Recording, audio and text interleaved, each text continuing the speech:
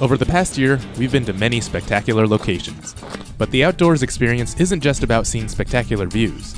While an easy hike through a forest might lack sweeping vistas, it provides you with an understanding of what living everyday life connected to nature around us is like. Today, we revisit a location that we haven't experienced altogether since the beginning of Adventure Archives. Join us on this leisurely hike through the woods.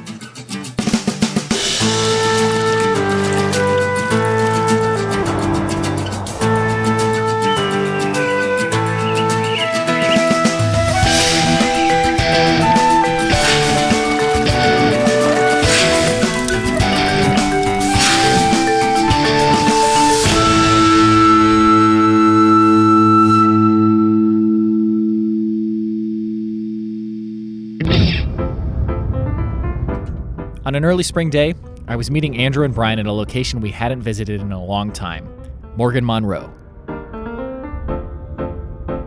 The road there was almost flooded, but eventually it led into the hills and woods. 4 miles. I'm kind of glad we're getting up into the hills now because I don't know how much water my car can actually clear because it rained really hard last night. Then, I arrived at the visitor center and signed into the backcountry registration book.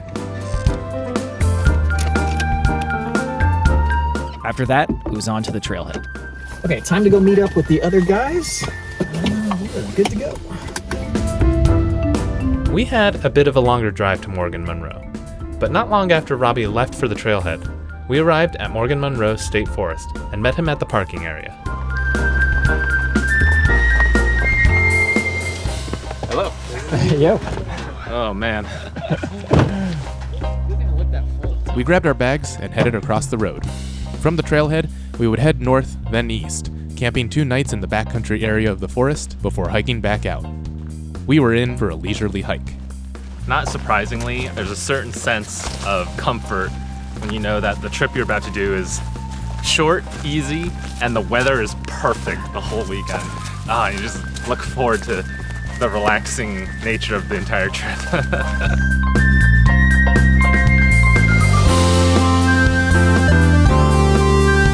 While we hiked, we took in the brisk, fresh air and the expansive woods all around us.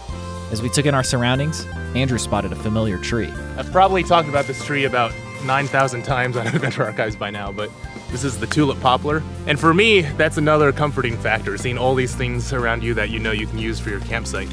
And to give an example of why it's so useful, this is a fallen Tulip Poplar branch. And look how stringy this bark is. You can just peel it so perfectly off. And this nice fibrous bark, you can peel apart into finer and finer strings and you'll have really nice tinder. Even when it's wet? You'll want to dry it out, but if you tear it up a bit and kind of let it sit in the sun, it should dry out. Now, is this one of your favorite trees? Oh, of course. We also saw a beech tree bent into an arch from a fallen trunk. Now the trail descended and followed along a small brook.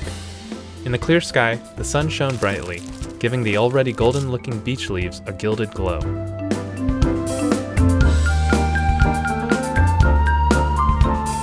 And here and there, we saw older, larger trees among the younger forest. Every so often, the trail passed over rivulets leading into the creek. We decided to take a closer look. Let's go check that creek bed down there. For one thing, to see what our water sources are like, but also it looks like there's like slate or something at the bottom there. Yeah, so it's pretty cool. There's just a solid bed of rock all along this creek here, and the water's just flowing on top of it. So we think it's a type of shale. There's some parks in Ohio that have very similar geology. It is really interesting to see just this whole flat slab, because I've seen some creek beds where the rock is much crunchier and more broken up. Maybe that's just because this is a little less touched by civilization.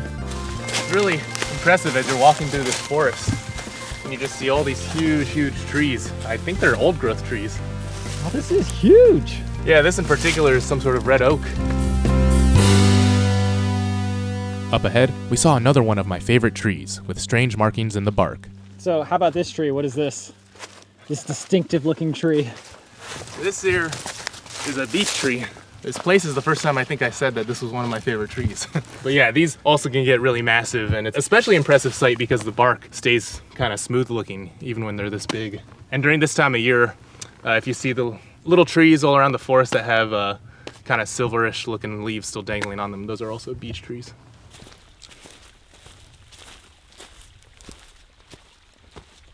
So we're wondering if these are bullet holes scattered throughout this bark, or is that just a growth?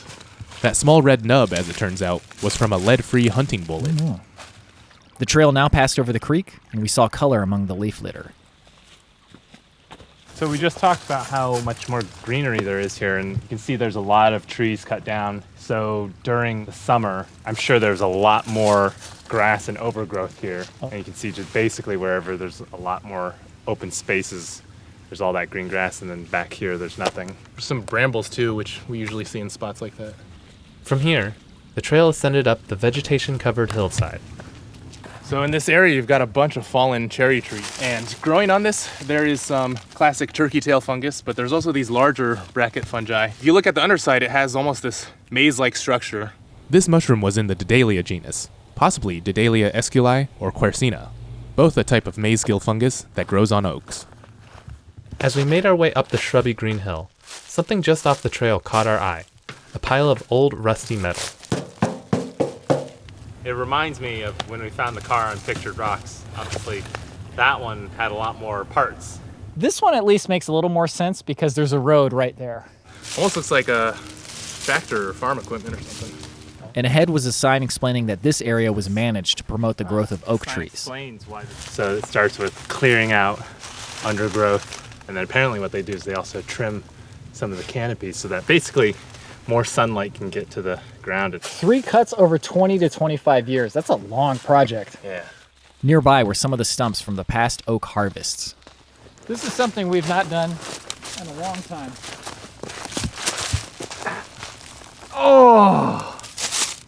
Perfect sitting stump.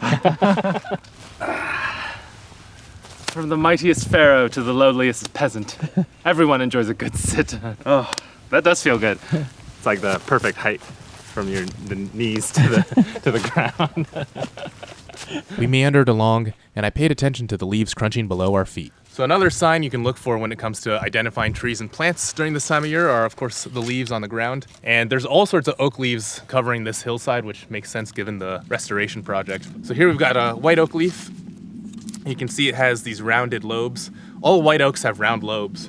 And this is another oak in the white oak family called a chestnut oak. The lobes are much less prominent, but it's got this distinct kind of shape. And this is a red oak leaf, which you can see it has these pointy lobes instead of rounded ones. Also on the ground are the classic beech leaves that I really like. Most of these are still dangling on the trees. And then some maple leaves. This is a sugar maple, and this is a red maple. So the beech leaves are the ones that I ask you about every episode. I'm like, oh, what's that nice pop of color in the forest there? They're like, they're the same leaves they were last time. On the ground were also several acorns, some of which had just started sprouting. And while we were on the topic of leaves, Robby had something in his pocket that he had nabbed from the visitor center. Okay, I feel like this is the appropriate time to give you this. At the trailhead, they had the 22 trees of Indiana. Actually, I should probably be keeping that and reading it. You probably know all this. Yeah, we got the red oak, sugar maple, Everybody knows about those. white oak. They're missing the chestnut oak, actually. I'll study this and you can quiz me later. We continued on and saw another peculiar sight among the trees. So on this beech tree, there's this weird black growth. Looks completely out of this world, like it doesn't belong. But this is something called Scoria spongiosa. It's a type of fungus that grows typically on beech trees. It doesn't really hurt the tree that much. But the reason it's growing on that is previously there would have been woolly aphids covering that part of the branch. But those aphids will basically excrete honeydew onto the branch. That sort of sugary juice that they excrete is what the fungus grows on. Parts of Morgan Monroe allow hunting, but the path now led us into a safety zone where hunting was restricted. That's kind of cool. You can actually see here where they marked off the hunting zones, and each tree is marked in red. So beyond this sign, you can't do any hunting, but I guess behind us you can. The trail was getting closer to our first intersection with the road up ahead. It always feels a little weird when we're hiking and just in the distance you can see the road and cars pass you. Yeah, because when you don't notice it, it feels like you're in the middle of the woods, and then the illusion is shattered suddenly. Yeah. But in spite of our proximity to the road, there was still plenty of beautiful scenery and fascinating nature to behold. Some sort of red cup fungus right there. Oh, that is a red cup fungus. Yeah, so this, I believe, is a type of ascomycete. That is super cool. What a pop of color. It's not edible or anything like that, but it is a joy to see in the middle of this drab brown forest. And up ahead were other subtle signs of the biodiversity in these woods. So it might not look like much, but this dried up green leaf is actually the leaf belonging to something called putty root, which is actually a type of orchid. Now, it's not going to be the same flash as like the sorts of orchids you might buy from the supermarket or that grow in a tropical region, but it's still really cool to see a leaf growing in the middle, all this brown, dried up leaf litter belonging to the orchid family. As the trail neared the road, we could see signs of civilization in the distance. Early afternoon was slowly shifting to evening as we neared the junction. Ah, yeah, I see a sign for the Tecumseh Trail, which I remember hiking on last time. Getting to this junction took a lot longer than I expected it to. Yeah. You were saying you think this next trail might be a road, and I vaguely remember like a gravel road looking thing. I do remember briefly being on a gravel road. Oh, are we going on this one now? Yeah, I think we're going on that one. Yeah, Google Maps has this trail listed as Orcut Road. It says Orcut Trailhead. And I think it stays as a gravel road even past the next road. Wow, this is a full paved bike trail right here. Yeah, it says Orcut Road. We now continued along Orcut Road, which overlapped with the Low Gap Trail on this section.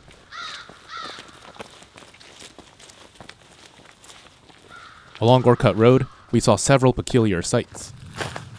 Oh. I think it's just fenced off because there's a big hole in the ground.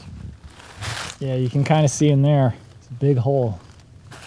There's all this like metallic stuff on the trees up ahead too. Do you see that? Yeah. What is that? Yeah, this is one of those things that if us three stumbled upon it at night, we start to get real scared. There's a cell tower. We saw a cell tower in the distance as we got closer to the strange baubles hanging in the trees. You know, one possibility is it has something to do with the university. Indiana University is just down the street, basically. And you can see some sort of equipment going on here. Wait, there's like wires hooked up, so that might be why there's some insulative stuff on it. Because there's some sort of like wire or probe that must be monitoring the tree. Oh. So maybe that's to keep the temperatures correct or something. Up above, you can see where those wires lead to. Oh yeah. Some sort of bucket.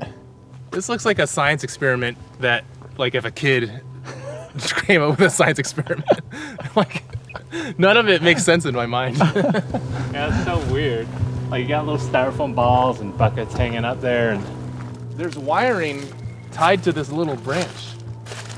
Huh. That's so weird. whatever experiment was being conducted here, we decided to continue on. Just up ahead, Andrew spotted an edible plant. So down here we've got some chives, and these grow just about anywhere, almost any season as well. They look a bit like grass, but when you look more closely, each of the leaves is actually rounded and hollow. But if you're really not sure, you can always break these apart and give them a whiff. It's got a really strong garlic smell. I don't know if I'm just hungry, but these taste delicious. With plenty of time on our leisurely hike, we decided to take a quick break. The sun continued falling, illuminating the forest in a warm, golden glow.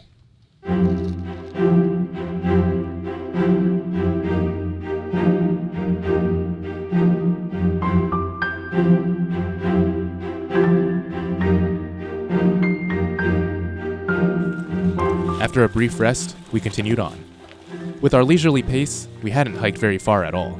So Andrew was saying that we've hiked maybe 2 miles today. And even if we need to get a lot farther, I feel like with this road, it's not going to take very long at all. Like, roads are so much easier than any trail. This is a walk in the park, and it's great.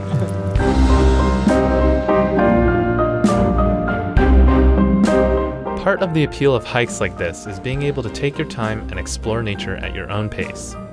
This is the type of day where if we got up early, I wouldn't mind just wandering like all day.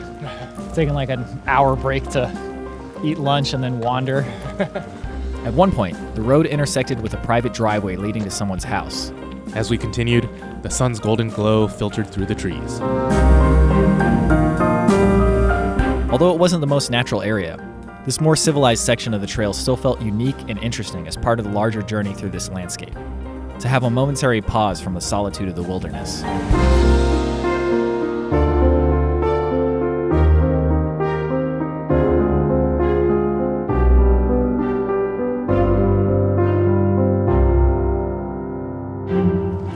You can definitely smell a fire somewhere.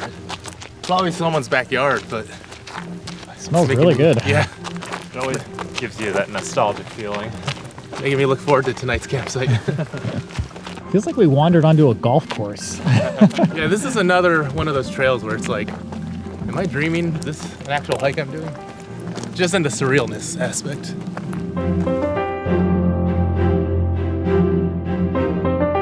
Before long, this stretch of road was coming to an end, as we neared the intersection with the Low Gap Road. The road should be just up ahead. Oh yeah, you can see it right there. We cross that, go into these trails, and find a campsite somewhere.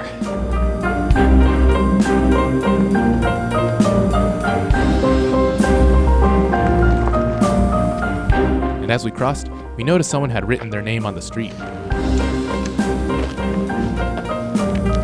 Yeah, at first when I saw this, I was like, is this like Logan Trail or something? And then I was like, no, just some kid. It almost looks like it was done with chalk.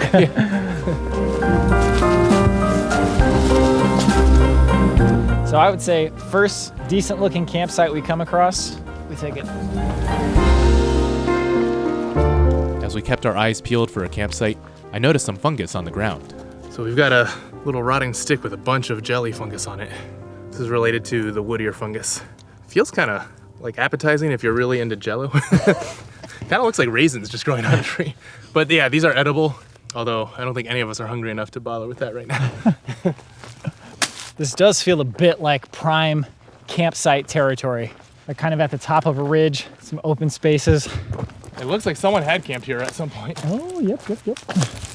I mean, we could definitely do this if you guys don't want to go further into the woods or whatever.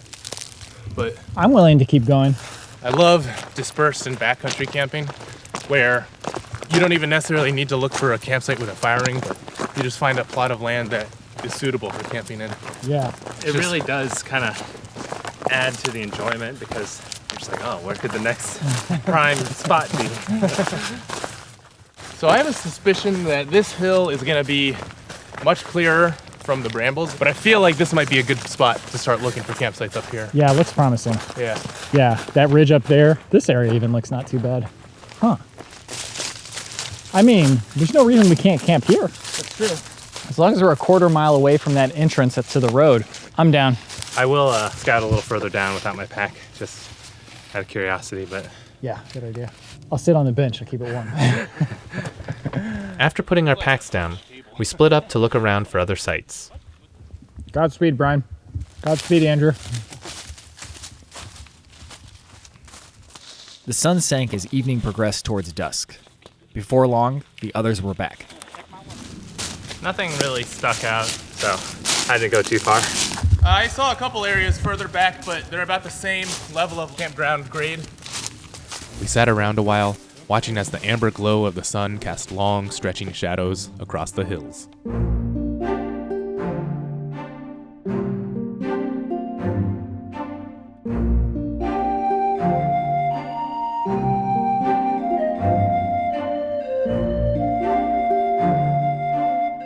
Now that we were fully back in the woods, we were excited for the rest of our journey, to be able to wander around freely and experience the wilderness at our own pace. Eventually, we decided to wander further into this hill and check out the area Andrew had scouted out. So, how far in did you go, Andrew? It was a decent ways in. It gets brambly for a while, but then it clears up. Did you go past this log? No, it's this general area here.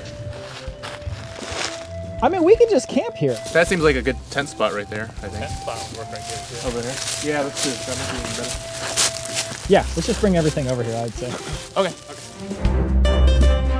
Now, it was time to set up camp, and we all had separate shelters. The hammock for Bryan, a tarp for myself, and a tent for Robby. If you give up on the tarp, there's room in my tent. I suppose I could put my backpack outside of the tent if you wanted to come.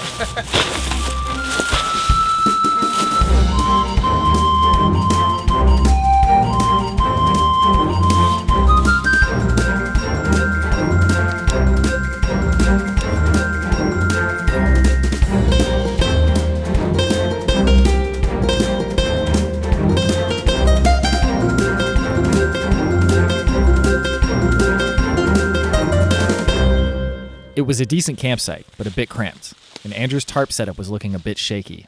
How are you feeling about this quote-unquote shelter? I like it. It's not the proudest tarp setup I've ever made, but it's something. How come it's different every time? Like, what is this rope for? This is so I can have a little extra breathing room in here. Did you bring your own tent spikes? Yeah. Why? What? I just wondered if you didn't even bring tent stakes. Oh, no, I brought. You excited about that hammock, Bryan? Oh yeah. It's been too long. It's been too long.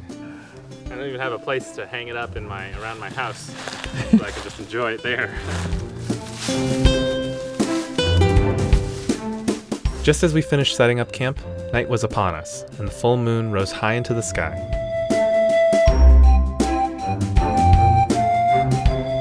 Now it was time to get a campfire going. I cleared away the leaf litter to prevent any risk of fire spreading, while Andrew prepped the firewood with his saw.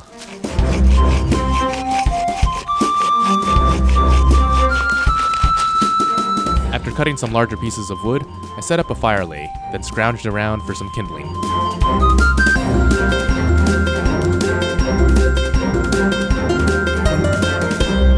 With the fire lay set up, it was time to start the fire. So I'm just taking this tulip poplar bark we found earlier and just fraying it, trying to get all these fibers exposed so it's extra fluffy. I don't know how well this is gonna go because this stuff is still pretty damp, and that's not good, but we'll see. Oh, come on. Parts that are not damp are at least catching.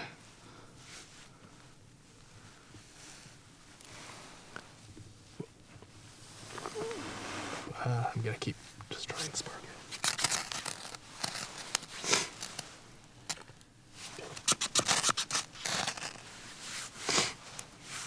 Yeah, so this tulip tree bark is definitely way too damp because it didn't have enough time to dry. So I'm gonna grab a piece of fat wood.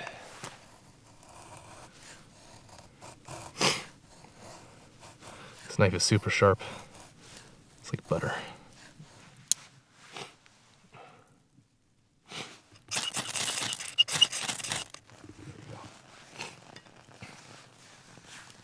The feathered fatwood sticks had caught a spark easily, and produced a flame strong enough to ignite the damp tinder and the kindling.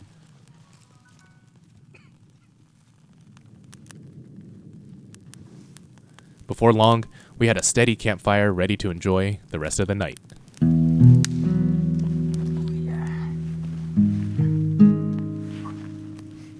Next, we talked about what we had planned for dinner, as well as a sweet appetizer. Buns. Oh. Sausage. Oh. Chile. Oh. Man, you went all out. And then we've also got some zucchinis, which I'm gonna season and put some butter on. A month ago, I was in Miami. So one of the people there was from Argentina, and his name's Nestor. He gave me this alfajor de bosque, sweet treat that is filled with dulce de leche, and it's covered in chocolate. So, Oh man. I'll just do 4, and then we can. All right.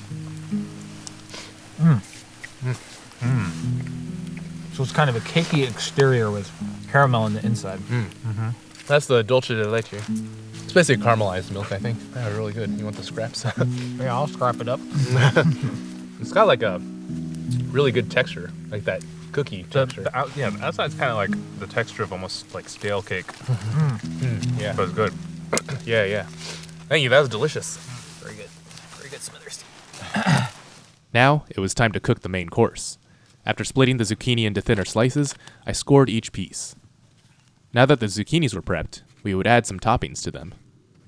All right, so also harkening back to our early days, I've got some ghee in here. Robby used to make his own with butter and bring it in a little jar. These are just pre-packaged and shelf-stable, which is super nice. So I'm gonna spread this on the zucchinis, and then I'm gonna season them with the seasoning mix that we have. Some of our ingredients would need to be boiled on the gas stove, and we had a convenient piece of kit for that. So Jared actually sent us this 3D printed stand for the gas canister, which is absolutely amazing. Why buy it when you can make it? With the gas stove set up, we would boil some chili in a bag. Meanwhile, we started roasting the zucchinis over the fire as we added some seasoning to it. This is Montreal's chicken seasoning. Let's see, it's got garlic, onion, salt, black pepper, paprika. Wait a red minute, pepper. hold on. Did you not know what was in it beforehand? You were just like, this one looks good. He was like, Bryan, just bring some good seasoning. So I was like, all right, here. So I can testify that it is good. I didn't really know like what would be good or not, but I just grabbed something that sounded good. So we got Cajun style andouille sausages by Chef Bruce. Chef Bruce.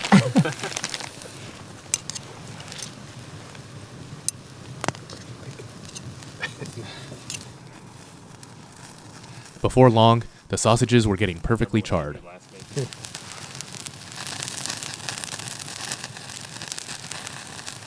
We watched in anticipation as grease sizzled and dripped from the casings, releasing a delicious aroma.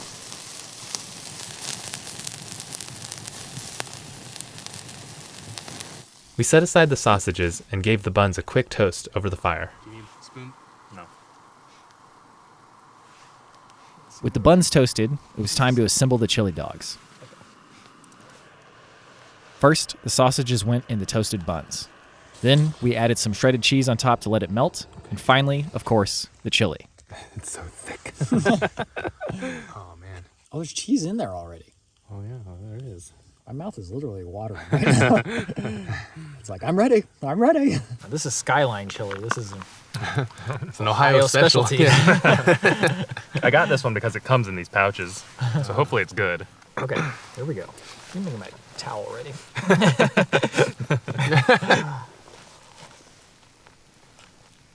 Fantastic. What possessed you to do this? I don't know. I wanted to do something that was like hot dogs are classic on camping, but that's just a little too basic, right? I will say, though, that it is not cheese in this chili. It is spaghetti. Oh, so there is spaghetti We in there. forgot that this is the Ohio specialty. Wow. Man. To have something like this out here, it's pretty great. Ding, ding. There's so many flavors rushing into my brain that it's kind of confused right now. It's like, I don't think we should be feeling this many flavors right now. Yeah, especially with that Cajun sausage. It's like so many spices and sensations on my tongue. Wow, the bun is fresh, too. That is really nice. Toasting the bun was a good move. Next up were the zucchinis, which had been charred until tender on the fire. Pretty good, pretty good. Not as good as last time, but... Tastes like the state fair. You know what I mean? Yeah. Well, once I taste it, I'll probably. with the sausage. I think it's that char, the fire char that is Yeah, the state fair. definitely. Oh, yeah. Wow, not bad. Oh, wait. Let's put some of that on here. Oh, yeah. We added some cheese to the remaining zucchinis, and after a short while, the cheese had melted and they were ready to eat. Seems like it's really hot. You can go for it. This one is perfect. Oh, yeah? This is like some Let's... street food right here. Like you're in a night market.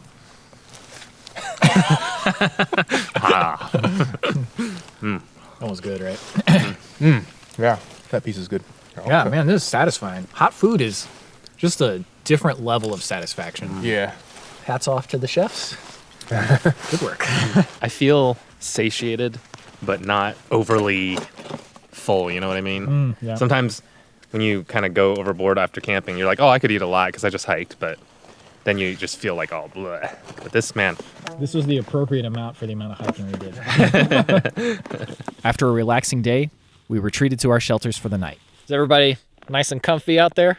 I'm not settled in yet, but I'm ready to be comfy. This is perfect tarpaulin weather. Feel very comfortable under my tarpaulin. Bryan, I can't even see you. You're like in the darkness. Can't see Andrew either, actually. I just hear voices out in the distance. I just see your hands poking. It's so funny. When was the last time we tented separately from each other? This is kind of nice. We're still having the sleepover atmosphere, but more room. We went from all being in one tent to being in completely different shelters.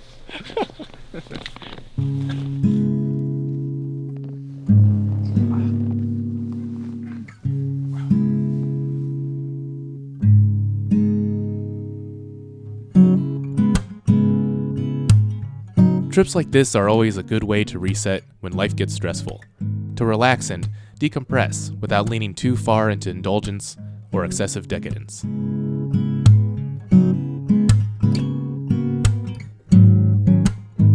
During the night, we awoke to calls of distant coyotes.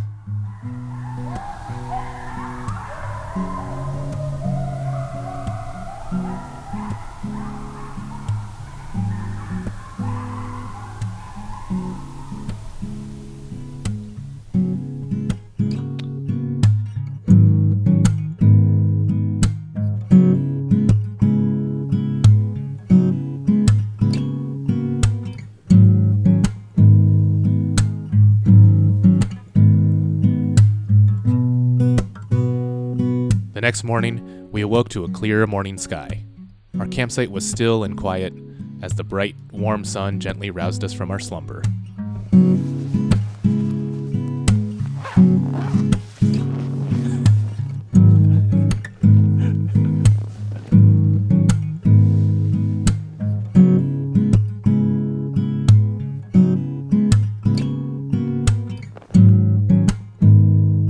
We woke up one by one, and after warming up in the sun, Andrew started preparing some food. Got a dessert that was intended for dinner time, but the ingredients required all come in cans, and it's kind of heavy, so I want to use it for breakfast so I can get rid of some of this weight. But we're going to be making a vaguely Asian dessert. That's how I describe it. Now, on a scale of 1 to 10, how breakfast is this breakfast? It's like a 5. People eat fruits and pastries for breakfast, so I think in that sense. But we've got these canned little grass jellies, and this is a type of jello. We call it grass jelly. It's not literally made from grass, but it's made from different herbs. Very subtle in flavor, but accompanied by other stuff, it's pretty good. So in addition to the grass jelly, I've got some canned lychees, so we can combine that with the jelly. And then I've also got these coconut sport balls, which is also called makapuno, but sport balls are basically when a coconut has an abnormal development. Instead of having water in the middle, it starts to develop some sort of like jelly substance. But these are these really nice coconutty sweet balls. So we also have condensed milk, which we can put on top if we feel like we need some extra sweetness. But this is kind of just a variation on different Asian desserts, like if you've ever had halo halo, or in Chinese we have something called xingren tofu, which is like almond jelly mixed with fruit cocktail stuff. And I was gonna get some canned peaches, pineapples, and cherries to mix in and just add color, but it was already kind of adding up the amount of weight. So I'm gonna make a serving for myself, and then you can try it and see if you like it.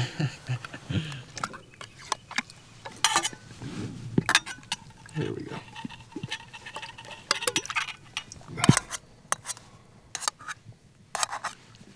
I'm gonna drink some of this lychee juice because I have no other choice.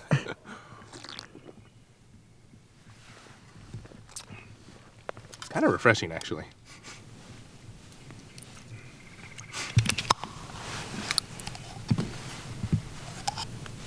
I mixed the ingredients together, then gave it a taste. Let's see if this is sweet enough.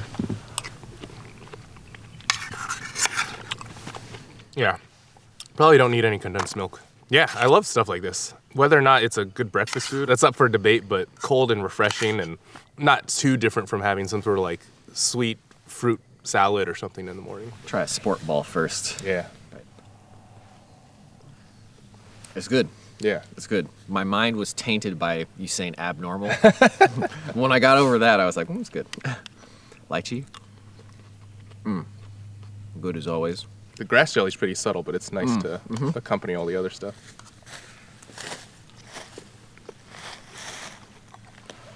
Pretty good. Although, I'm not sure it's like, if it's the textures I'd want in the morning. Right. I do have a coffee, if you guys want coffee. Yeah, I think coffee would actually be good for this because it could balance out the sweetness. So, the proverbial question, how did you sleep? I feel like I got the best sleep I've ever had camping, or even in life. Me too. Could not have been better. Man, I feel the same way. I fell asleep so fast, and that hammock's so warm and comfy. After eating that sweet breakfast, we boiled some water to mellow things out with some coffee.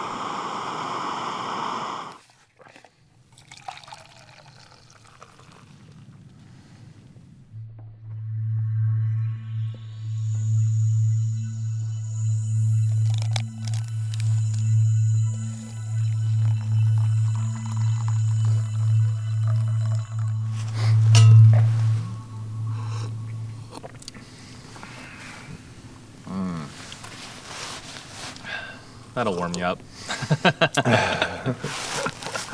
Man, this is the perfect morning for some camping coffee. Yeah, it may not be the most glamorous scenery. It just kind of scratches that itch really good. Yeah. We got utter isolation, perfectly quiet and peaceful. Nice blue sky, shining sun. Yeah. Nice leisure morning. Yeah. Perfect temperature. Come on, man. We savored this peaceful morning, gazing out into the sun-soaked hills. It had been a while since we had such a peaceful morning in the woods, with no worries about weather, mileage, water, or anything else.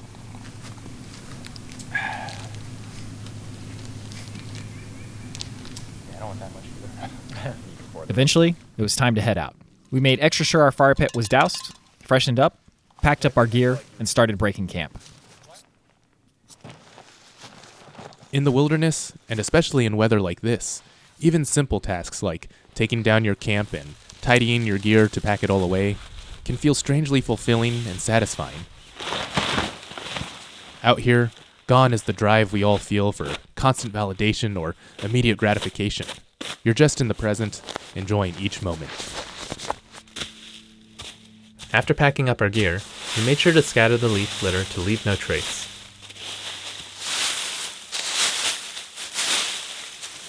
Then, we grabbed our bags and meandered out of camp in the late morning. It's just before noon, and we're finally getting out of the camp, and Bryan just told me something. Right as we started walking out, I just had a hunger pang strike. I was like, man, why am I hungry? Felt like I just ate breakfast. But actually, it's been like 2-3 hours. Now, we found our way past the bench and back onto the main trail. Today, we looked forward to a day of adventure and exploration. Yo, I want to go check out this little area here. It looks like there might be a campsite right here.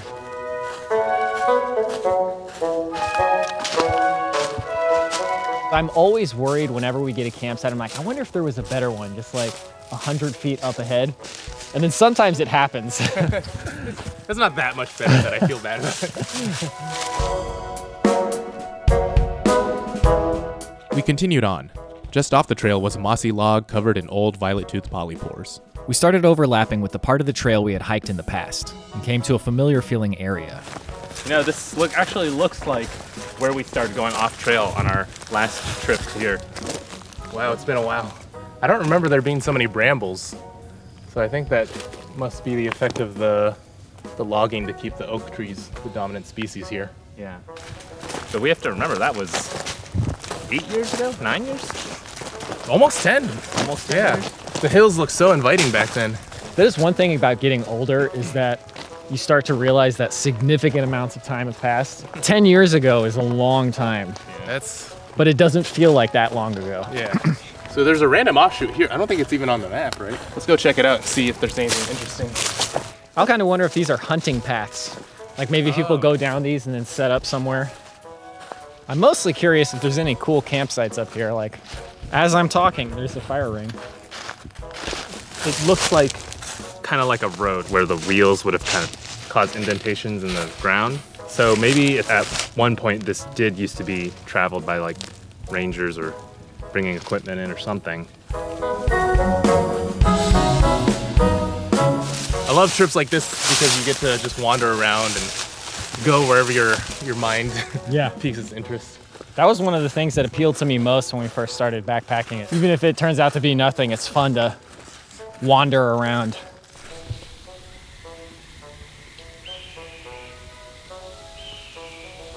So we just heard the sound of a red-tailed hawk and that classic, eagle call that we associate with bald eagles in the US.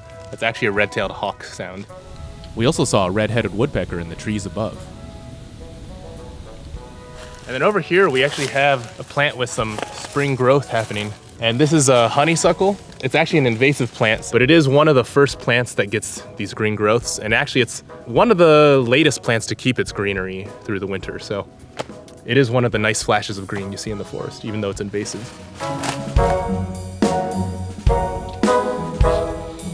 After a short jaunt, we returned to the main trail, and Robby had a proposal for us. You guys want to have lunch over here? Sure. Hey man, it's lunchtime. Doesn't matter when we got up, we gotta stick to the rules. Maybe it's ridiculous, but I actually do feel quite hungry already. Actually, I do feel hungry too. I love trips like this. Trips like Glacier, like obviously the views are amazing, but these trips you get to appreciate the camaraderie, the hike itself, and just like the time spent. Trips like this, it feels like we've been playing outside all day. Yeah, You know what yeah. I mean? It has that same feeling as when you were a kid. Yeah, it's super nostalgic. I think the difference is also that with trips like this, you feel like you're existing outdoors. You're not just hiking and camping, but you're just living life out here. Really like that feeling. So you did not pack any snacks, right? Correct. So you're relying on Well, our generosity. Bryan was saying that he had snacks if I needed any. I meant I had snacks at my house that you could pack if you needed any. Oh. I also figured that if I had to starve, I could starve. You know, actually it's not bad too, because considering the meals we're making, how easy the hike is, the Yeah. post-hike meal might not be as satisfying, but if we got less snackage and we're hungry, we're still gonna have a good post-hike meal. I want to be down to 2 nuts tomorrow. 2 nuts in my granola. After lunch, we kept hiking and shortly arrived at a junction in the trail.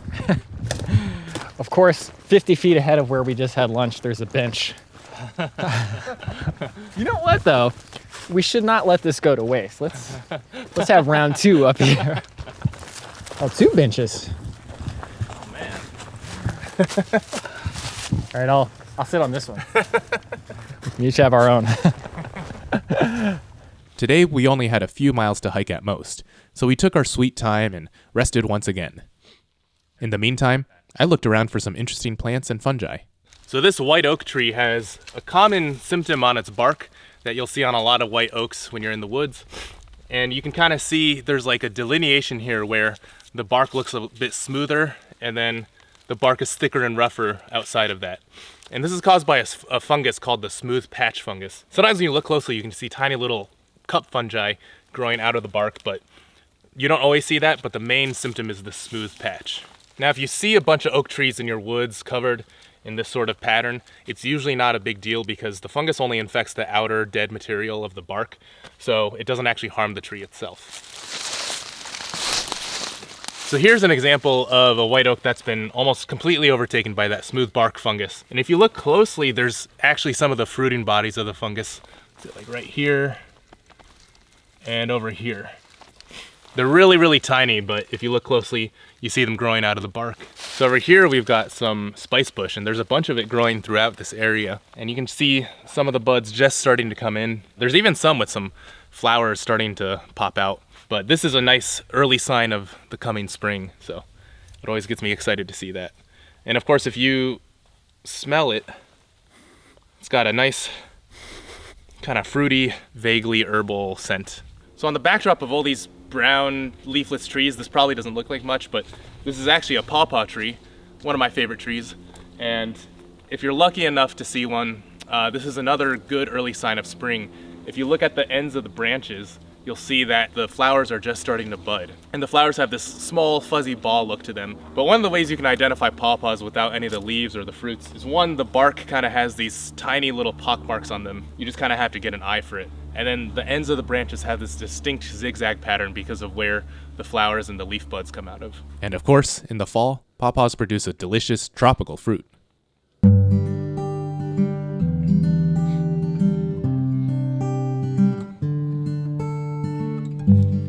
Now, we continued on. The trail overlapped with the Tecumseh Trail, which we would follow until we found a campsite.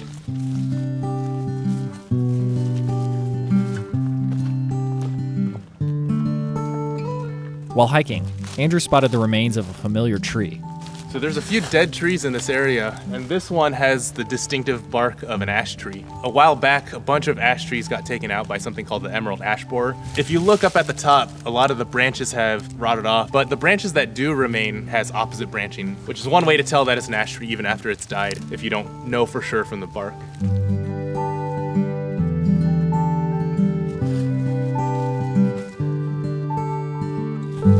We continued hiking through the hills in the mid-afternoon sun, relishing the cheerful atmosphere of this early spring day.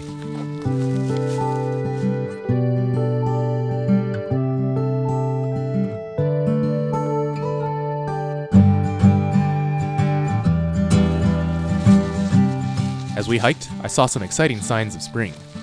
So poking out of the leaf litter are these tiny, slender leaves, and you can see that there's some flower buds growing on them. And these are varieties of spring beauty. These flowers are gonna start blooming, and they have these really beautiful 5-petaled pink flowers. And these plants are actually completely edible as well. There's a lot of different types of species within that spring beauty family, but yeah, they're edible, and one of my favorite things to do is just walk through the woods in the spring and pick up wild spring greens like that and eat them. So there's some other signs of spring just starting to pop out. One of those is the sounds of the birds. I always associate the sound with the early spring, but there's this chirping in the distance that kind of goes like Peter, Peter, Peter. That's how birders describe it, but it's 3 consecutive chirps. And that belongs to a tufted titmouse. It kind of looks like a gray cardinal if you actually see one, but its call is very nostalgic to me, go figure. And then the other call is kind of this weird like laughing sound, like ah, but that one belongs to the bird called a nuthatch, a type of woodpecker. Typically climbs up and down trees, and I think it's one of the only birds in this area that will climb down a tree, like facing down a tree.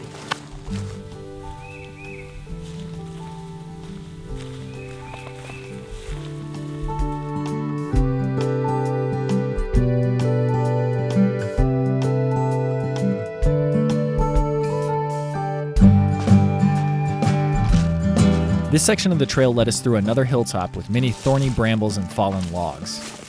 So most of the brambles we're seeing in the area belong to a family called the briar family, which is a vining plant that often has thorns growing on it, but occasionally we see some wild rose growing in this area. You can see it's got these thorns and these distinctive leaves with multiple leaflets. And then this one actually has some rose hips growing, which are the fruits of a rose plant. And rose hips are edible. These ones in particular have been hanging on here for a while, so they're a little bit old and desiccated, but I'm actually gonna give one a try.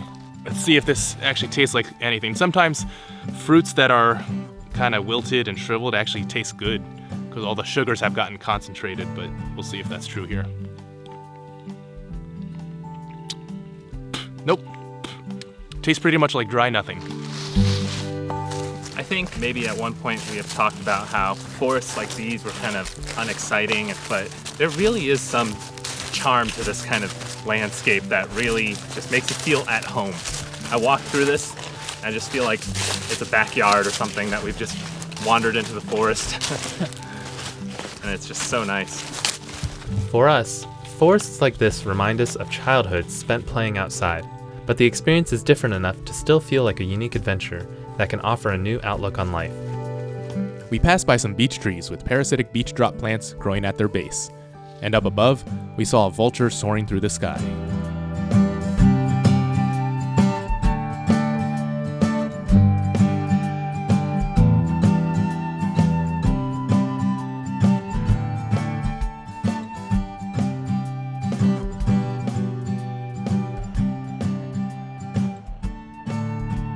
Further ahead, we came across a small campsite just off the trail.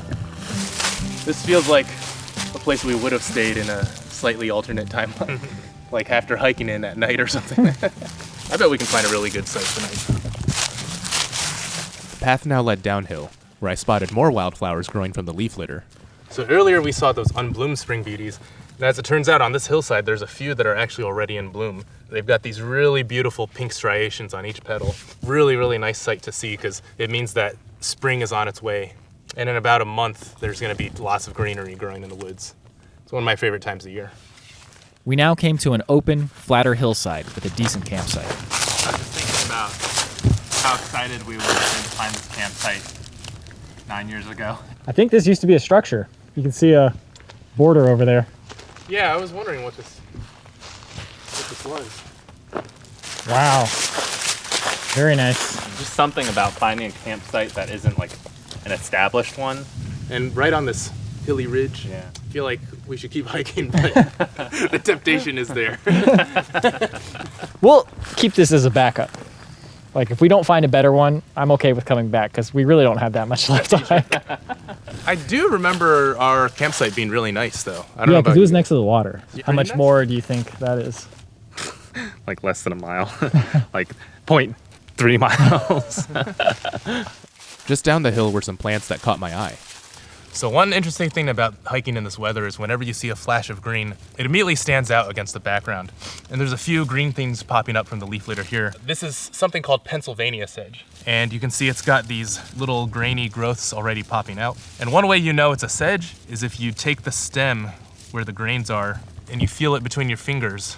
You can tell that it's actually got the cross section of a triangle. And then over here, a random little eastern white pine seedling growing. Down here, there's an unassuming leaf. On the backside, it's purple. On the front, it's kind of green with a bit of a mottled purple texture. And this is called the cranefly orchid. Even though it looks like nothing right now, it's actually a flower in the orchid species. And we saw the putty root orchid yesterday, but again, these flowers aren't quite as flashy as the orchids you see in the supermarkets or in tropical areas, but it's still really cool to see this growing amid all this leaf litter. We descended the greenery-covered hill. The trail led us through more hardwood forest, but in the distance was a patch of pine trees. We're about to enter this section full of pine woods, so that actually might be a good spot to look for a campsite, because pine forests generally tend to be really nice and open. Yeah, if we see something really nice, I wouldn't be opposed.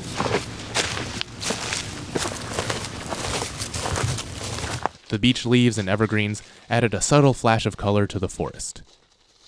As the path took us closer to the pine forest, we decided to investigate the possibilities of a campsite.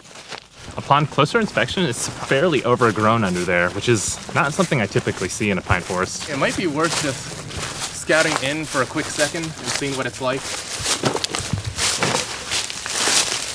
Yeah, this whole area has an understory of ironwood and beechwood. Yeah, it all looks pretty thick to me. Well, we can definitely do better, and that way we'll hike some more, so I say we keep going. Now, the path descended down a more familiar-looking hill. So I think this is the hill where I first talked about the beech tree in that original episode, and thus birthed the catchphrase, "This is my favorite tree," one of my favorite trees. And I remember these pine trees. I think our campsite is not much further from here. We have a little birch branch here with some mushrooms on it. These are hexagonal pored polypores. Usually they don't look quite this vibrant and orange, but if you look at the underside of them, you'll see that the pores have these geometric hexagon shapes, hence the name. We now found ourselves in the flat valley between the surrounding hills, nearing a winding stream. This prime campground territory seemed even more familiar. I'm pretty sure our campsite is just around here somewhere. I'm not exactly sure where, but all of this rings a bell. We kept searching for a campsite, but I still didn't see anything. The trail took us across a shallow stream, and we saw a sign up ahead. So now we're leaving the nature preserve area, which means we're very close to the road, relatively speaking. But the campsite has to be around here. I mean, it's a lot of flat ground. It's just a matter of finding an open space, basically. Growing all over here is a plant called the salt and pepper plant, but another name is the harbinger of spring. It's one of the first flowers to show up in the springtime. It's got these really subtle petals, but when you see that, that's the first sign that spring is about to be on its way. As we continued, we tried remembering what our campsite had been like all those years ago. From what I remember of this campsite, I like the other campsite better, but if we find this one, I'm pretty sure none of us want to actually walk back to that one. Well, we could still go forward too, because there's still an uphill before we get to this road. Oh, okay. So there's a possibility of finding a nice higher up campsite too. Oh, here it is. Here it is, yep. Still not bringing back memories, but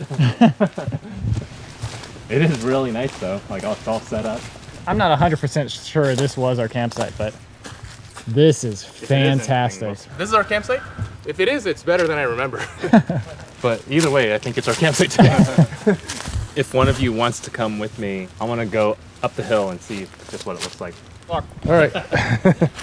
So it's pretty much only like a half mile at most to the top of where we're going, and it's probably not even that much elevation. But I'm just really curious to see if maybe we can find like a nice campsite like the one we had earlier. There's no doubting this one's nice, but my curiosity is getting the better of me. While the others scouted ahead to see if there were other campsites, I grabbed the water filter to fill up our supply at the nearby stream.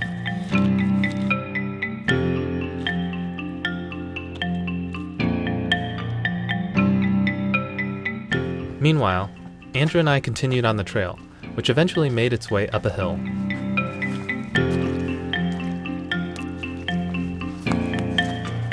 Well, the uphill hike is beginning. We'll see if we find anything nice at the top of the ridge. This uphill is not bad by any means, but this is definitely the steepest incline I think we've been on so far. So I'm thinking, if we get to here, there might be something interesting here. Where it looks like it might flatten out and kind of have a nice view. Obviously, we're in no rush at all, so we can take a bunch of breaks if we really want to. We approached the top of the ridge, which seemed fairly flat and open. Could be a space over there. We'll have to see though. It definitely flattens out, but Definitely not campable though. yeah. Good view though. Good Yeah. place to sit.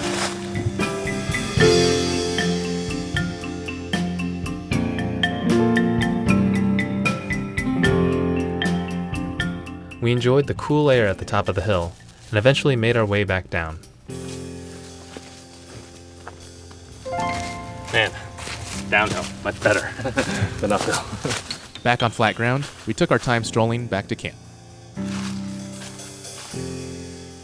Back at camp, I was enjoying the calming late afternoon, resting by the stream, but I was starting to wonder where the others were. I am really curious where they went because I only expected them to be gone for like 10 minutes, and it's been over 30 minutes now. Should I be worried? Probably not. But before returning, we found another distraction to check out. It looks like there's a campsite over there. I don't think it's better than what we have, but we might as well go take a look.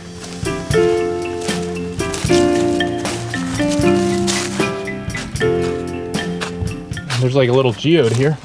There's also a bucket for some reason. There's a potato. What? What the heck?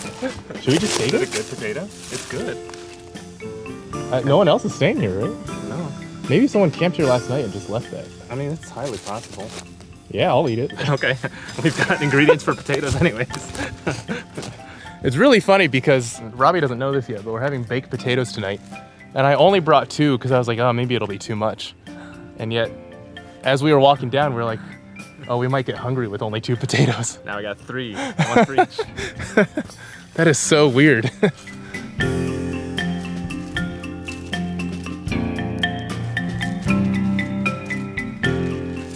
That's one of those things where it's just like, the chances of that happening, of us talking exactly about that, deciding to wander off and check out that one other campsite and finding that are so astronomical.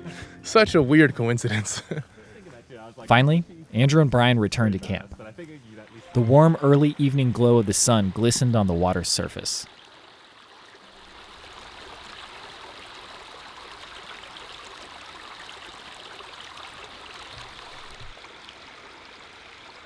Now, for dinner, we are gonna be having a few things. First thing I'm gonna do after this is start kneading some dough so I can get some yeasty dough rising. But we're also having some baked potatoes. Now, the downside, which me and Bryan were talking about just now, is that I was thinking like, oh, I don't think we'll be that hungry, so I only brought 2 potatoes. Wait. Why did you think we'd not be that hungry? I don't know, just thought it'd be an easy trip. But When we were inspecting that last campsite, I happened upon a potato. Are you joking? No, I'm not joking. Are you serious? Yeah. And it's completely, it's good. Oh my god! You're joking right now. no, not at all. Like, we even got it on film.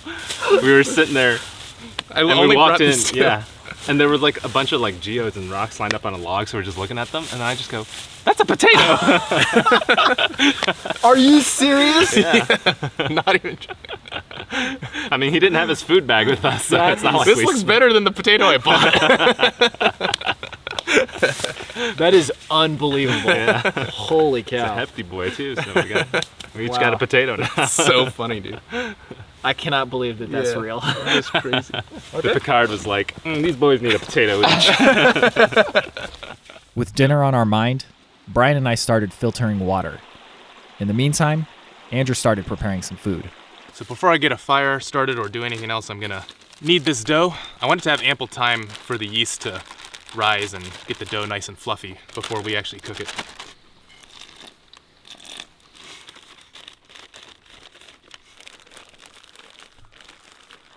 Even though it's messier, sometimes it's easier to just get your hands in the dough and knead it that way. Then Bryan started washing the potatoes. As he washed all 3 of our potatoes, I had just finished kneading the dough. Now that this dough has been thoroughly kneaded, I'm just gonna place it in this bowl and kind of let it sit in here until it rises. So put that in there, put this over the top, kind of let it sit in the sun somewhere. Now I'm just gonna go look for some firewood, and we'll get a nice fire going, get some embers going, and then bake potatoes in it. While Andrew gathered the firewood, I started setting up camp. Tonight's campsite was nice and open, with plenty of trees to hang a hammock on. In addition to thin sticks, I found another promising source of kindling, thanks to the water-loving trees that grew nearby. So right now, as I'm picking up some kindling, there's also these really thin leaf branches from the sycamore trees, which have huge leaves. And these are nice and thin as well, so I'm gonna include that in my bundle. Now, Bryan and I set up my tent as Andrew continued gathering his bundles of sticks.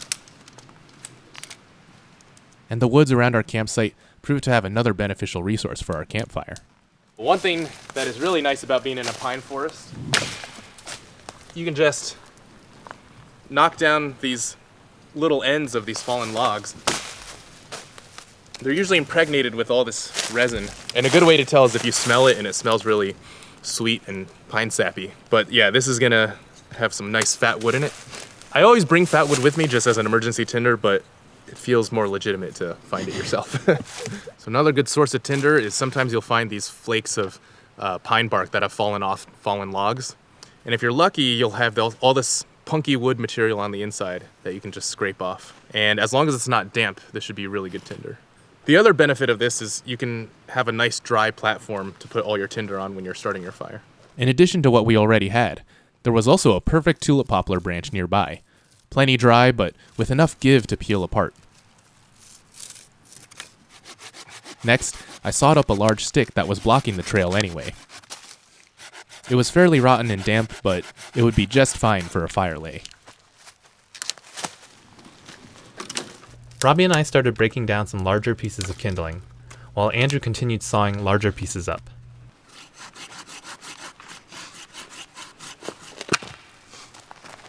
Now, it was time to prepare our fire.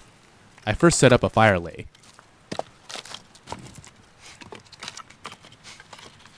Then, I fluffed up the pine bark powder a little bit. Then I frayed the tulip poplar bark until it was fine and fibrous. Next, I split the fat wood we had found into smaller pieces. I wanted this fire to ignite on the first try.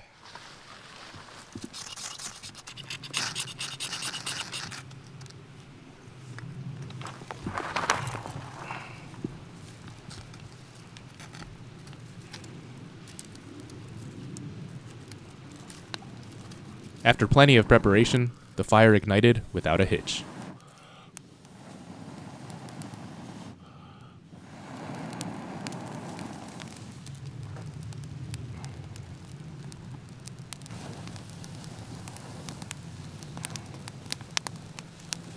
I think the goal is to get a nice bed of embers going that we can cook the potatoes in. So putting a bunch of the smaller wood on it, letting it burn down.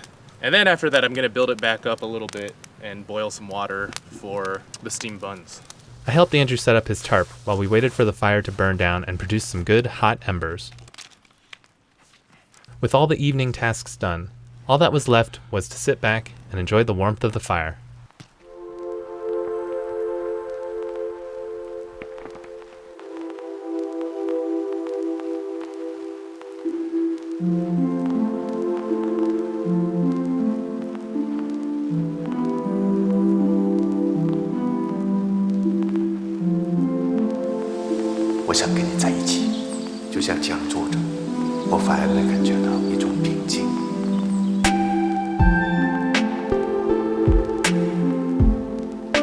The fire had now burned down sufficiently, so it was time to bake the potatoes. We used the grill to be safe and prevent the potatoes from charring. To the lid of our pot, we added some hot coals to provide a more uniform heat inside. As the evening passed, we continued tending to the potatoes, making sure they didn't burn, and enjoyed some coffee cakes. Eventually, we put the pot directly on the hot coals and waited for dinner to finish cooking. While we waited, we chatted about our trip so far. We last came here 55 trips ago. It's funny because when I first started camping, I would count every single trip I had and journal every single trip because it was so special. Not that they aren't special now, but it's amazing to see how far you can come in a decade's time. Yeah. I've really liked this trip because it's reminded me of that same feeling I had the first time I got into backpacking. This trip has really reminded me of what it's like to just spend all day outside. Yeah. Because even though we do that every trip, it doesn't always feel like that because you have to keep moving. Because you're doing something and then you're doing something else. Yeah. Here we've had time to mill around or wander off the trail and stuff. That's really nice. Yeah. Like this is the feeling that I really enjoy. I've talked to other people who do outdoors activities like climbing, and a lot of times they have trouble understanding why people hike or backpack. And it's not about walking itself. Yeah. It's about just existing outdoors and having this completely different perspective on life. Yeah, it's like literally a different way of existing. Yeah.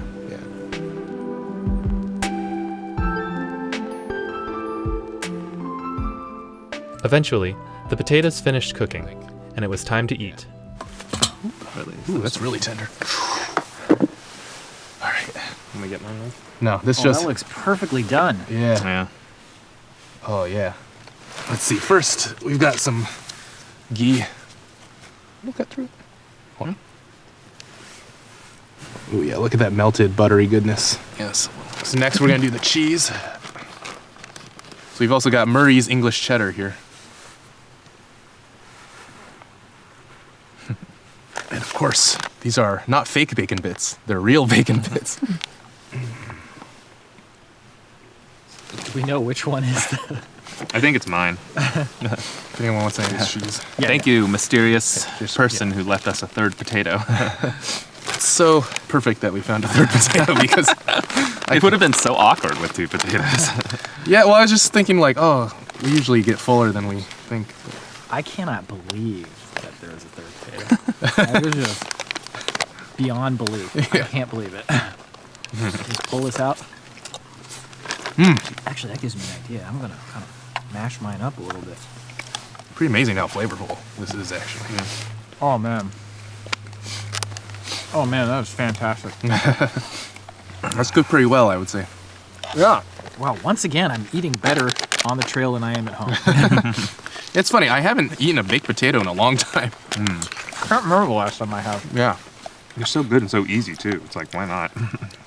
Last time I had one, it might have actually been when I was camping. Definitely worth the wait. Yeah.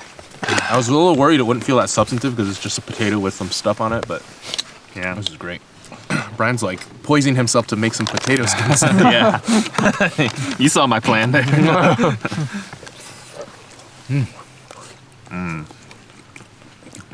I don't know what we did to deserve this trip. Must have been something good. Man, I'm so glad we had a third potato. Can you imagine? I'm like, no, that's okay. You can finish it. No. Are you sure? You sure? No. That is actually the best part about having your own individual potato is you don't have to like, are you gonna bite this? Am I gonna eat this? All right, steamed bun time. Oh man, that's not even, this isn't even all of it. There's more waiting though. Ooh, that was instant. The fire was burning bright again, so it was time to prepare the next dish. I filled this pot up with some water. We've got our dough in here, which has been resting for a few hours. Usually, especially in this sort of temperature, I would want this to rest even longer. It's definitely expanded a little bit. I don't know if you can tell. So since we don't have an ideal steaming setup, I'm just gonna keep this dough in this bowl, and we're just gonna have one big steamed bun and share it. But basically, I'm gonna put the bowl into this pot with water in it. The water in the outside of the pot should boil, and the steam should actually cook this.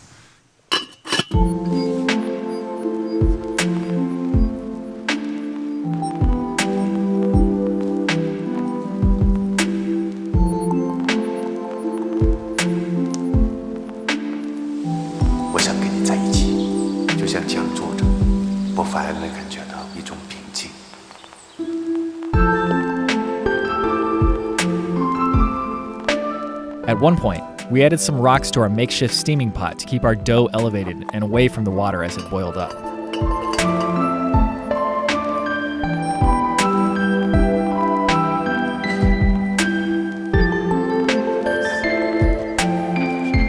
The night passed by, and the steamed bun was now done cooking.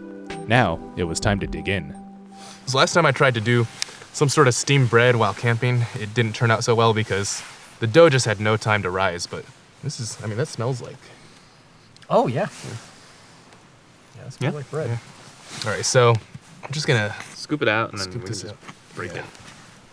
Ooh, yeah, look Looks at that. good. Yeah. And if you've never had a steamed bun, the texture is pretty much how it looks. It's just like a nice cloud. I also brought this, which is purple ube spread. When I've made steamed buns at home, sometimes I'll actually stuff it when I steam it, so it's filled with this, but I figured it'd just be a lot easier if we just spread it. Yeah, this is nice and fluffy. So the yeast definitely had some time to rise. Now I'm gonna spread this jam on here. It's more of a paste than a jam, but ooh, it's oozing. That purple color. If you've ever had red bean paste, it's that same sort of texture, but it's kind of a taro flavor. Dink, dink, dink. All right. Texture is perfect. Yeah, That paste is actually really good. Yeah, the paste has a really subtle sweetness.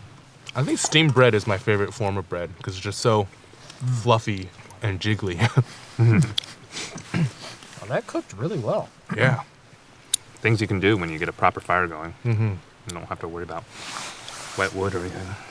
I like purple ube flavor stuff a lot because I like taro. Tastes like purple. It's kind of similar flavor. Yeah. This jar is probably like 3 pounds. Good.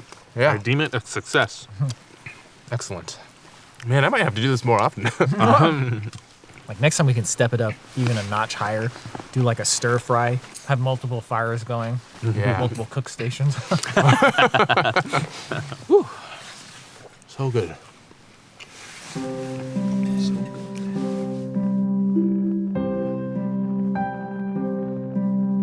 After a satisfying dinner, it was time to head to bed. It had been an incredibly relaxing trip, and although this was our last night here, we couldn't help but wish we could spend an extra night out.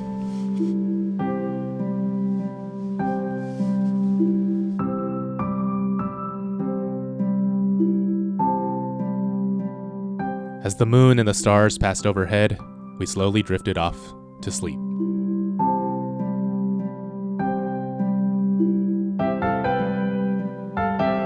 The next morning was grayer, and at first felt chillier. The others were still fast asleep when I awoke.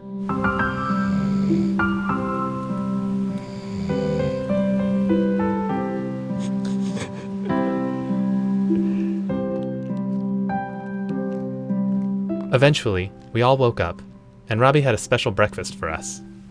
So I've got oat milk, got the Cheerios, Cinnamon Toast Crunch, Lucky Charms, Honey Nut Cheerios. It says to shake it like you mean it. I assume that's enough. You like Lucky Charms, right? Yeah, there you go. I know everybody likes that CTC. You guys want the CTC? Yeah, CTC. I was gonna mix one of the sweet ones with the Cheerio. I'll do honey nut. Hey, these are heart-shaped. Oh, I like mixing cereal because it cuts the sweetness a little bit and you get multiple textures. Man, those Lucky Charms colors are really bright.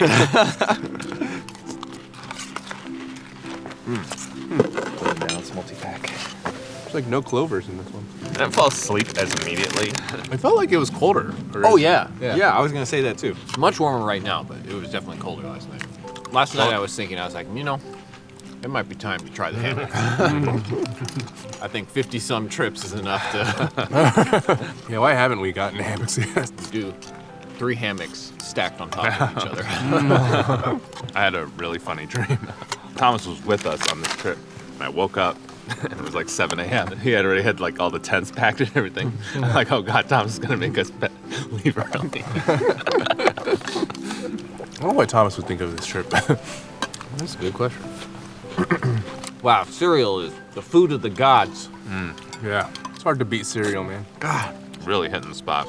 It's just that perfect combination of something sweet to make you thirsty and then the liquid to quench that thirst. It gives you everything all at once. Coffee? All right.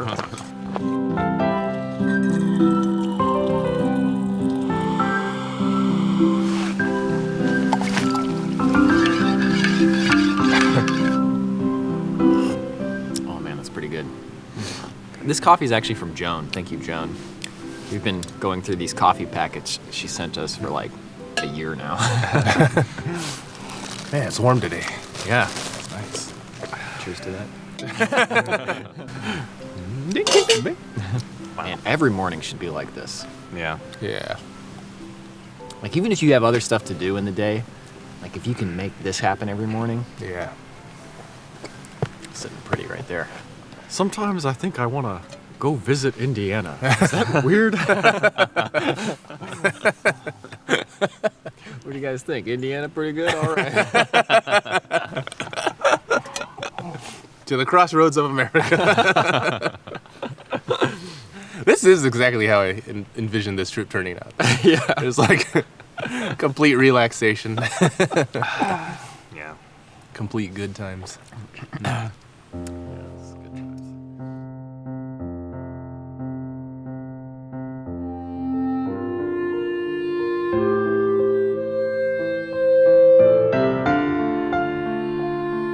Our time revisiting Morgan Monroe had turned out so much better than we could have hoped for. But now, it was time to pack up and leave.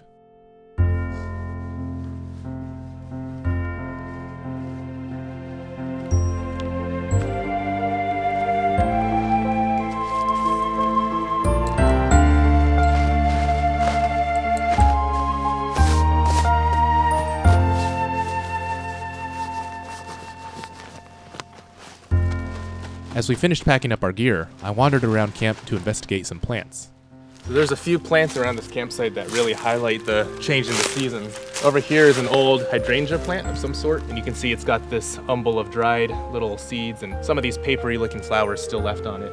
But over here, we have some new spring growth, and this is called water leaf. When it has this mottled Rorschach pattern on it, it's actually edible. The leaves are tender enough to pick and eat.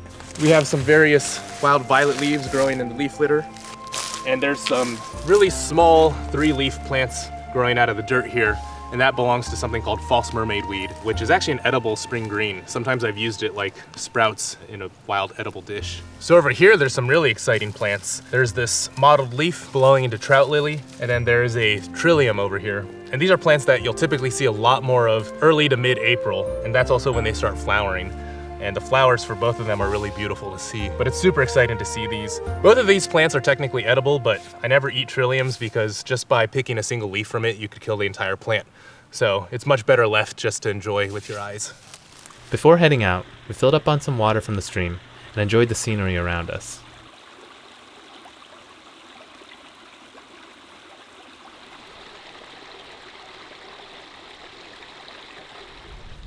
As we were leaving, we came across a couple of other friendly hikers. Good morning. My name is Bob Hart. I'm with the Central Indiana Wilderness Club. We've been in existence for over 40 years, and we travel all over the country. This is my co-leader, Cindy. But if you want to learn about our club, just Google the Central Indiana Wilderness Club, and you can bring up our website and then see what we do. It's a lot of fun. Thank you. So, well, Have a good lunch. Yeah, Thanks, guys. Have a great day. Have a safe hike. You know, there's something to be said about taking 2 to 2.5 hours to get ready in the morning. Now, we continued on the path ahead, which climbed up into the hills and ridgetops. As we followed the trail out of the valley, we retraced some of the steps Andrew and I had taken yesterday. This is the campsite where we found the potato. Came here, and we were looking at all these rocks people had lined up. I was like looking at them, I was like, that's a potato! There's just a potato sitting right among the rocks. What's the bucket down there for? I have no idea. Mosquito habitat. Okay, we got quite a bit of ground to cover today, probably around 5 miles. And in the interest of not getting back too late, we're gonna have a nice little pace here today.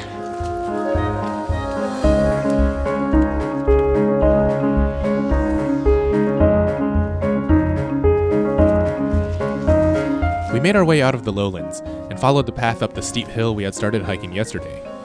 Yeah, this is some actual real uphill.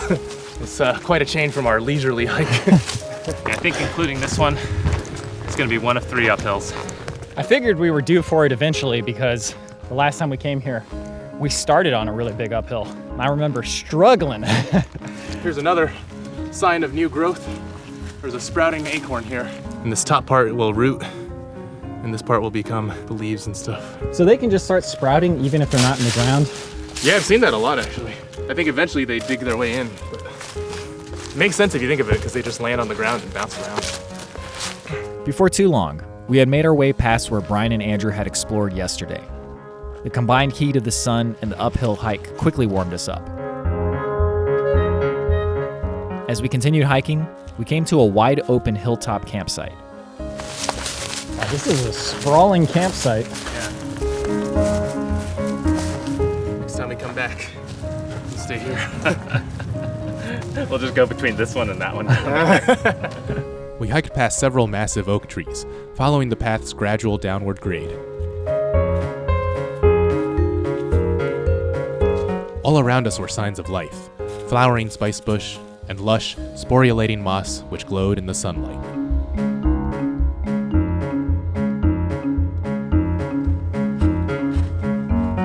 And on the next hilltop, we found yet another amazing campsite.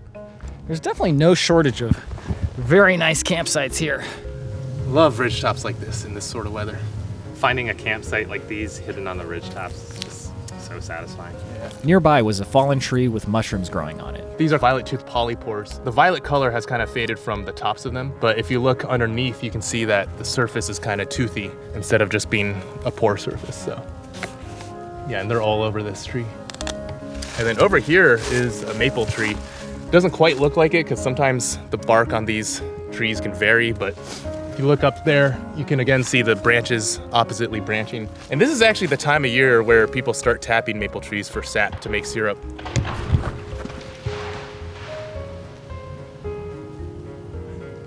The tree just fell.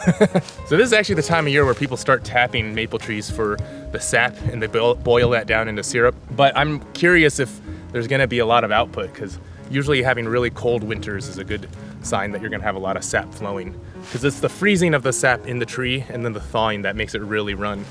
And then over here, we've got, of course, the shagbark hickory, which has this very shaggy bark, and hickory nuts will occasionally fall from trees like these, and if you get a chance to crack them open and get some of the nut meat out, it's really delicious. Now we headed downhill. The trail again brought us to lower elevations and near water. Just entered this lower swampy area, and you can actually hear some frogs.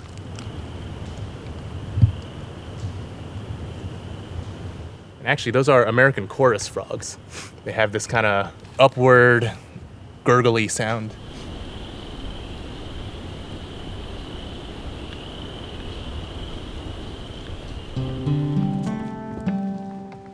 We continued hiking, nearing the intersection with the next road. Along the way, Andrew spotted an edible plant. So growing down here is another edible wildflower called purple cress. It's got the distinctive 4 petals that you often find in mustard plants, and if you eat it, it'll have a nice kind of peppery taste to it. Another beautiful spring wildflower coming up. Oh, do you remember this? Yeah, this is definitely familiar. There's a little footbridge and then a regular bridge, and then the parking lot.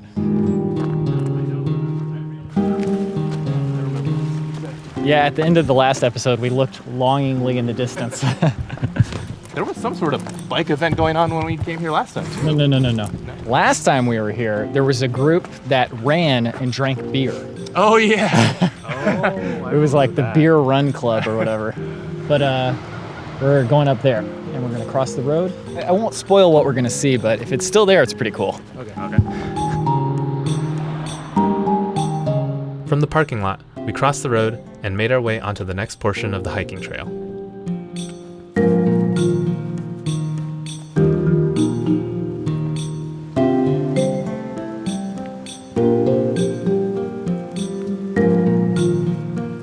Here, we came to a grove of tall pines. In the distance, a tufted titmouse alighted on a branch.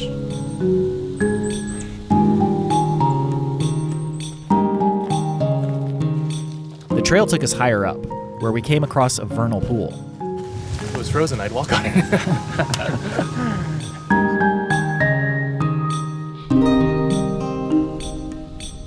Up ahead, the trail intersected with an old forest road, which we followed to check out a landmark Robby had seen last time he was solo hiking out here. I think I see a structure up ahead. Oh. At least from here, it looks like an old shelter or something.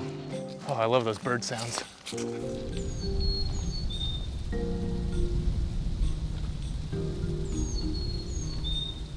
Yeah, so I'm not sure if this is like private property or what, but there's just these old abandoned buildings. Yeah, it's like some decrepit old shack made out of plywood. What is that? Is that an old swing bench Yeah, tossed over? Yeah. and somebody was using those for target practice, looks like. It's so dilapidated that it almost looks like it never got finished being built. Yeah. It's like something down there too, like a tarp that got hung up or something. Yeah, there's actually another building up ahead.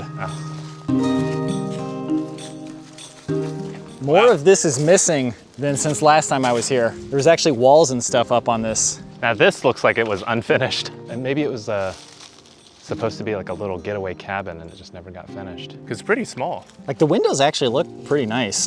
Yeah. You can see how there's a good porch area there. And I assume you just climb up that step ladder to the top and sleep up there or something. And look, over here, there's a bunch of sheet metal. Oh, there's some daffodils growing. Probably planted by whoever was building this. Very, very weird. I guess it was maybe a project that just got abandoned or something. Yeah. Yeah, because there were fence posts too, and they looked pretty new as well. Okay, we're gonna see if we can hop back on that other trail here because it should be like just down here. It should be more interesting than the forest road. Yeah, I can see it right there. Yeah.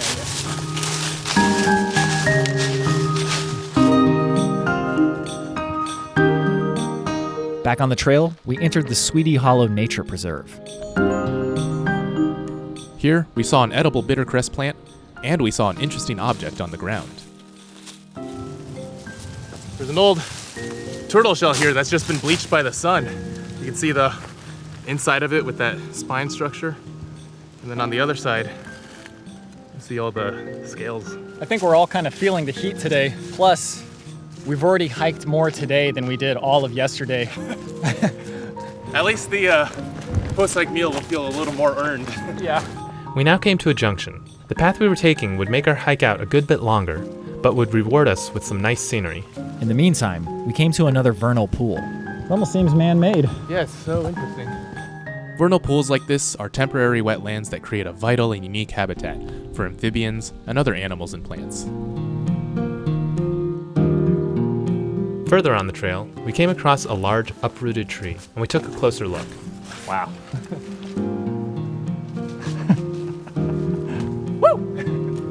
These little root nubs are actually perfect to climb on. It's the sort of stuff I used to love doing when we first started hiking.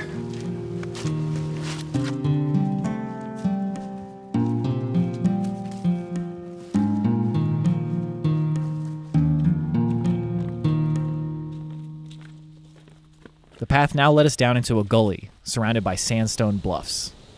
We were now on the rock shelter trail, surrounded by incredible sandstone structures. We continued hiking and took a closer look. This is pretty cool. I like how we're walking through a ravine here. This feels like a canyon that a bandit would hide out in. Yeah, I love when trails do cool stuff like this. Yeah. Also, who would have thought that this place would still have surprises left? Yeah. Look over here. It's so cool because you can see how the erosion has just carved it into this concave shape.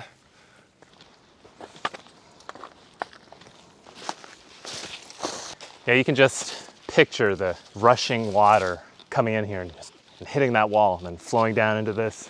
And you can kind of actually see where pieces of rock have flaked off of it. It almost reminds me of the patterns left when you flake an arrowhead or something. This really does feel like in a video game when you just stumble across a secret. The entirety of the trail that we hiked was mostly just up on the ridge through trees, and then suddenly you find this area here that's just feels completely different. It almost feels like a little hidden away secret. The sandstone structures so far had been amazing, but now we came upon the actual rock shelter that the trail got its name from.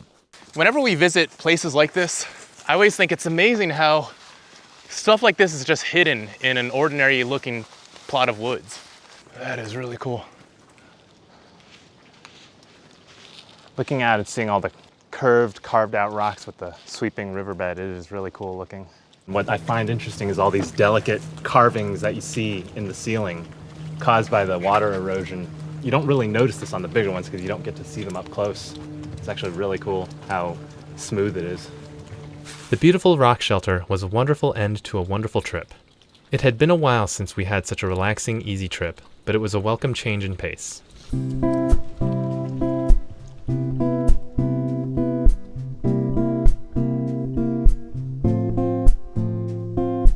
In our society that emphasizes a constant go-get-'em attitude, it's important to remember to slow down once in a while. The same applies to how you approach the outdoors. Giving ourselves time to just be in nature can teach us valuable lessons. When you take your time on a hike, you remember what it's like to just exist outside. You're not worried about getting in miles, and you can really take in all the subtleties of your surroundings and live in the present moment.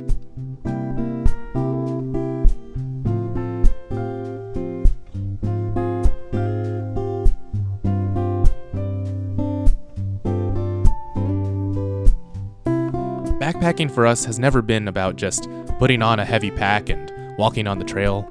It's about the entire package of living outside, of experiencing a radically different lifestyle, and taking those lessons back with us. This approach to nature reminds us to do the same in everyday life. Rather than going through life on autopilot, we remember to be here now, to be aware of the present, and in turn, to marvel at every aspect of existence. So if you're ever feeling lost in life, go out into nature and leave your ambitions behind. Explore the world around you and embrace every moment fully in the present, because it's that gentle wildness that will truly heal and fulfill us.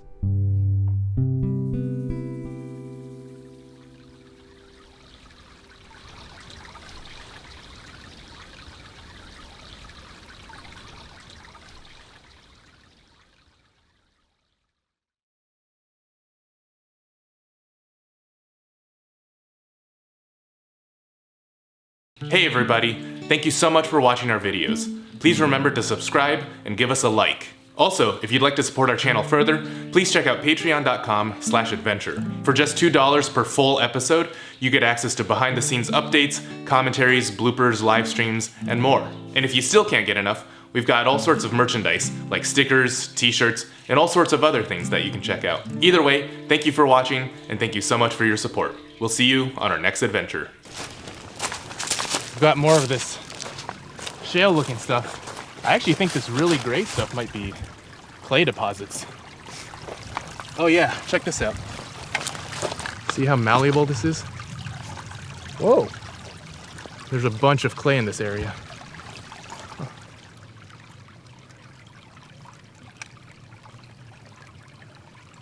Huh. Still filming our plight. Almost there.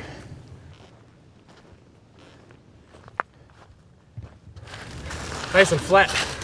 That's what we like to see.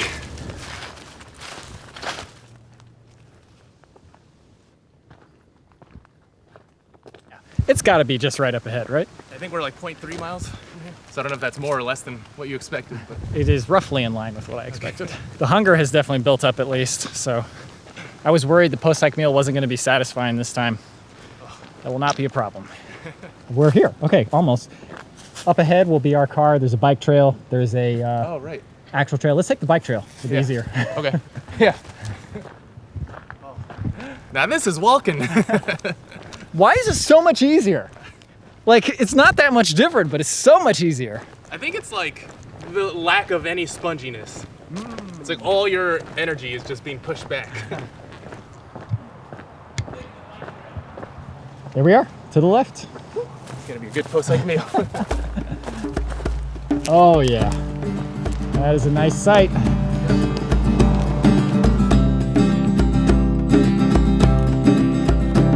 Some of the more interesting local places are all closed, but there's a #1 Chinese restaurant. #1 in the whole world. Oh, it's closed, never mind.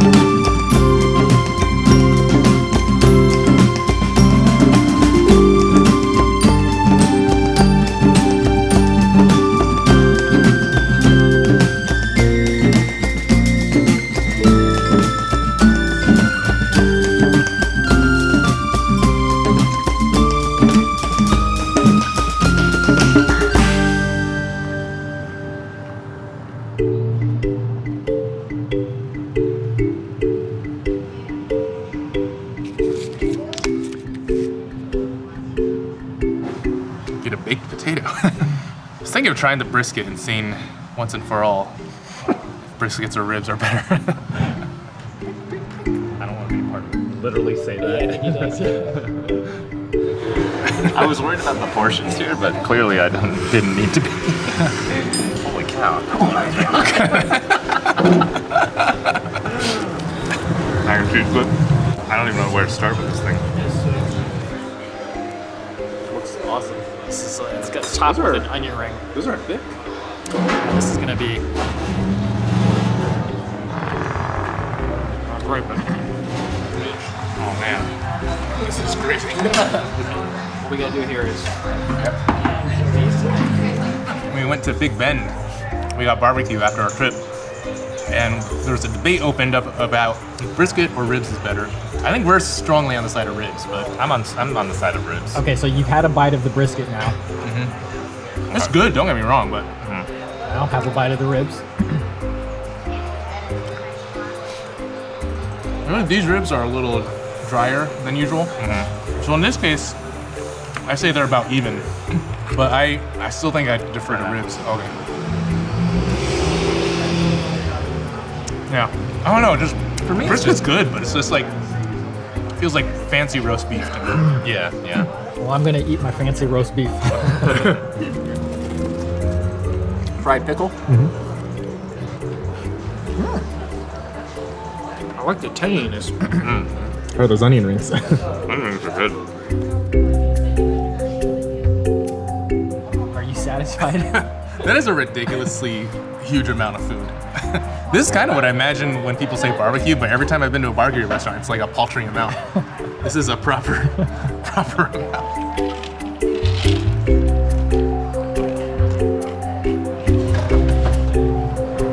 See you guys later. See you later. Good trip. All right, man. Nice See easy ya. hike. Yep. Have a safe drive. Yeah, you too. All right. See ya. See ya.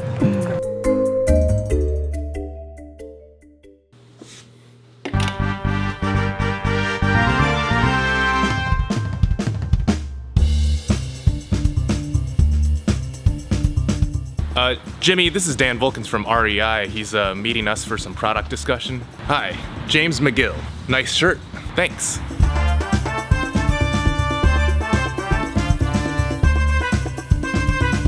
Jimmy, what the heck is all this? Oh, hey man. I'm just blending some juice. I got this new juicer. It's the Sanwar 1 model. Top of the line. It's kind of loud. We're trying to record narration right now. Yeah, of course you can have one. Right after I'm done making this one.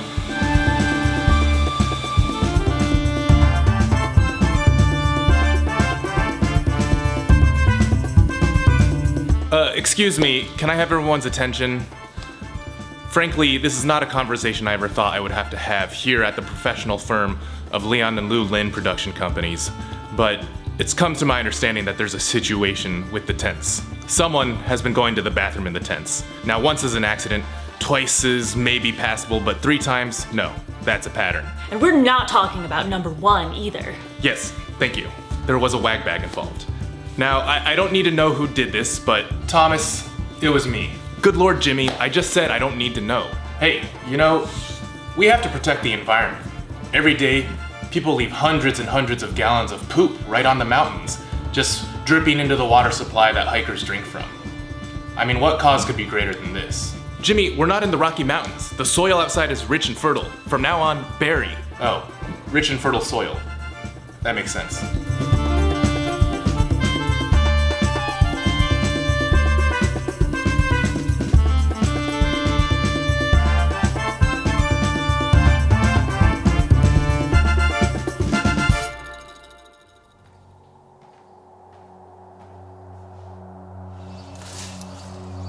Over here, stranger.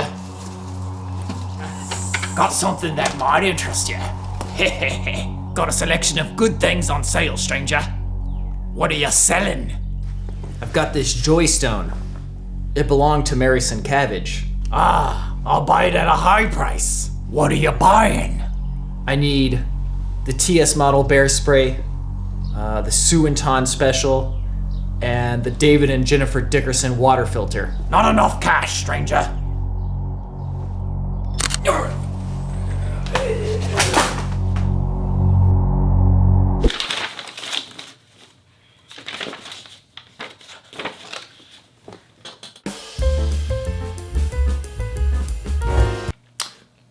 Not quite my tempo.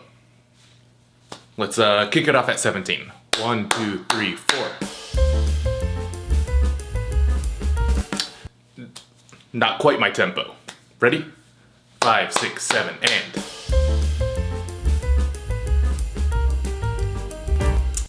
Downbeat on 17. Ready? 5, 6, 7, and. Not quite my tempo. It's all good. No worries. Here we go. 5, 6, 7, and. You're rushing. Here we go. 5, 6. You ready? Okay. 5, 6, 7, and. You're dragging. 5, 6, 7, and.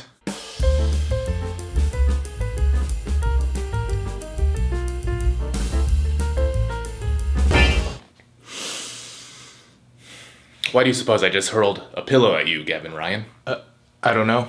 Sure you do. Tempo? Were you rushing or were you dragging? I don't know. Start counting. 5, 6, 7. In 4, you idiot! 1, 2, 3, 4. 1, 2, 3, 4. 1, 2, 3, 4. Now, was I rushing or dragging? Rushing. So you do know the difference! If you deliberately sabotage my band, I will have you out of the band, back on the streets, begging GreatLakesWatercraft.com for a job. Do you understand? Now, are you a rusher or are you a dragger? Or are you gonna be on my freaking time? I'm gonna be on your time. What does it say right there? It says John Truitt. Not the composer, you idiot. Right next to that. Quarter note equals 215. Count it out. 1, 2, 3, 4. 1, 2, 3, 4. 1, 2, 3, 4. I didn't know they allowed idiots at Douglas Jackson University. Are you gonna cry? You must be upset, aren't you? No. No, so you don't care about any of this? I do care. So are you upset, yes or no? Yes. Well then say it. Say you're upset. Yes, I am upset. Louder. I am upset. Louder. I am upset. Louder. I am upset. Louder. I am upset. Madeline Hawley, take over on the keyboard. Gavin Ryan, you'd better practice more. You're watching Miami Vice. Starring Morgan Ariel Weinberg, Bryan and Aussie Yamagata, Elaine R. Anthony, Jason Bourgeois, and Jasper Caps.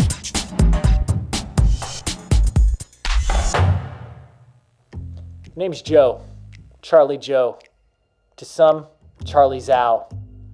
It's fine. I've gotten tired of correcting them. I'd been searching for James Orchitsky for 3 days. I knew Sunjian Huang had something to do with it, so I shook that weasel down.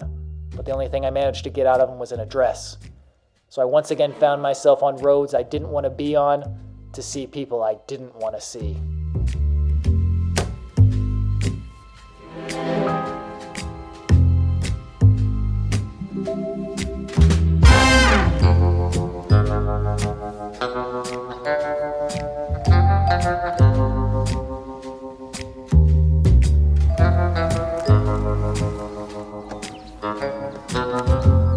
It looked like an old warehouse.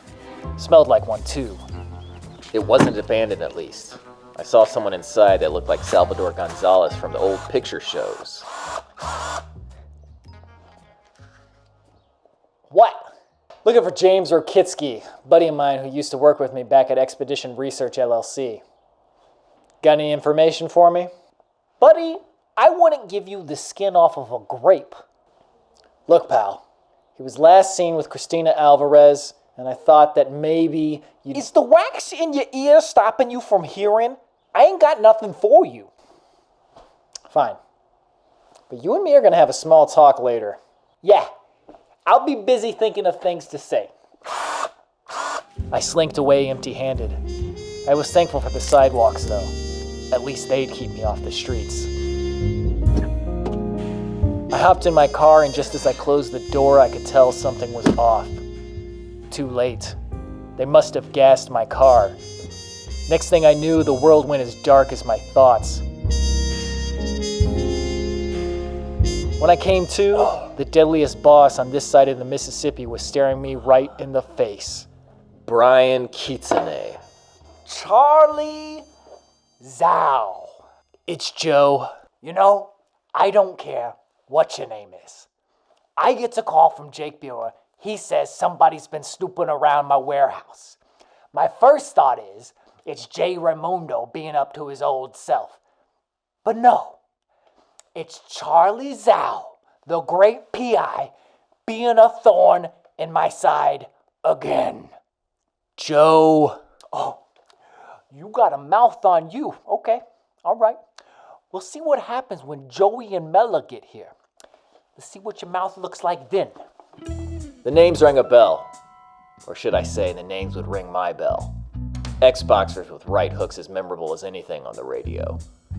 Little did they know I had just hit the SOS button for my partner Akuya Giasari to bring backup. And lots of it.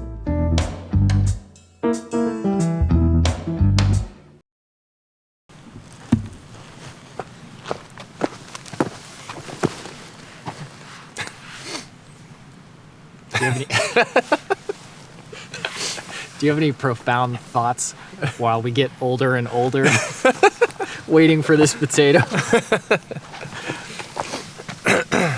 No.